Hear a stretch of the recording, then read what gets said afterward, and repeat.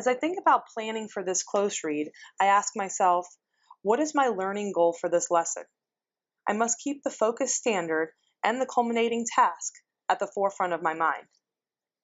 By the end of this close read, students should be able to write a summary using key details from the text to explain and support the main ideas in the article Leaping Lizards.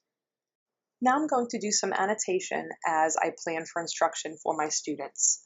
I'm going to annotate using Read and Write for Google because this is something that my students have access to on the digital platform in my classroom, and this is what I'll be expecting them to use to annotate, so I'll want to use the same tool. So the first thing I'm going to annotate are the text features, and one of that being the title and the section headings. So I want my students to think about these things, and we'll talk about it. So I'm going to use green highlighter to highlight my title, Leaping Lizards, and all of my section headings. People go wild for lizards, snakes, and other reptiles in an exhibit. Another text feature I'll want to pay attention to are the photos that are available. We'll definitely be talking about this in class. So it says that this is an emerald tree boa. There's one more text feature I want to pay attention to, and that's the bolded vocabulary terms. For the purposes of this Think Aloud, I'm going to focus on the first section. So let's take a look at herpetologist, and I'm going to use blue to highlight my vocabulary, and camouflage, and we'll revisit those later. Now I'm going to annotate for key details that I want my students to pay attention to. Gerald Frost will never forget the time when he saw a diamondback rattlesnake coiled up beside a tree. Okay. Diamondback rattlesnake, I know that this is about leaping lizards, reptiles, so this is important. I'm going to use yellow for my key details. He was just 4 years old, traveling with his family through the Arizona wilderness. 4 years old seems important. Seems like it happened in the past. It's a memory. It was the most beautiful animal I had ever seen in my entire life. So we know, starting to understand how he felt about it. It says he told an audience in 2006 at the American Museum of Natural History in New York City. It was just spectacular. Again, we keep getting more information about how he feels about this. We also see that now he's grown up, he's speaking to an audience, so that memory is over, and now he's talking about his experiences. So let's say he told an audience, that's relevant. We kind of know maybe something that has to do with his work now, because he was speaking to the Museum of Natural History.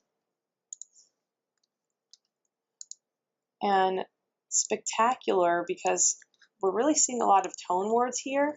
And this, you might want to have your students even put a comment in there with maybe a smiley face emojis showing the tone and how he feels. We look here and we see back when he was 4 years old that it's the first time he saw a rattlesnake. He enjoyed his trip.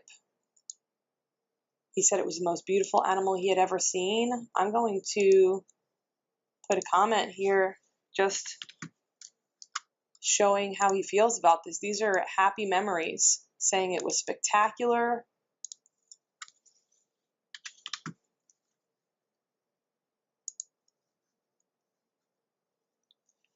Okay, let's continue.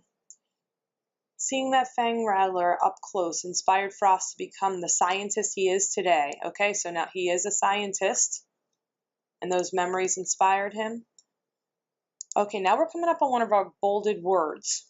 As a herpetologist, he studies reptiles and amphibians. Okay, so I notice right here that the vocabulary term is bolded here, and right after that is the definition. A herpetologist studies reptiles and amphibians. So I definitely want to have a conversation with students about that and understanding the way that this vocabulary term is introduced. They can figure out what the definition is based on the context clues.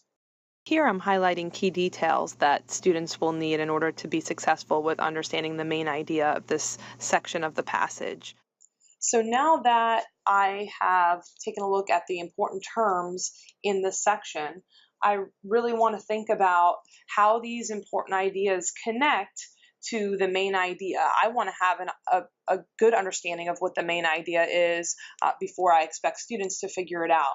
So based on all these details, I'm seeing some big ideas here. That scientists created this reptile exhibit, specifically Daryl Frost is featured in this. People seem interested in it. There are a lot of people going there. There's a news station that's present. An article was done about it, and it seems to be successful. So I'm going to go up here for this section heading and make a comment that possible main idea statement for this is that people are impressed by this reptile exhibit. So now I have that there, and I could keep that note so I know how to move forward with my students.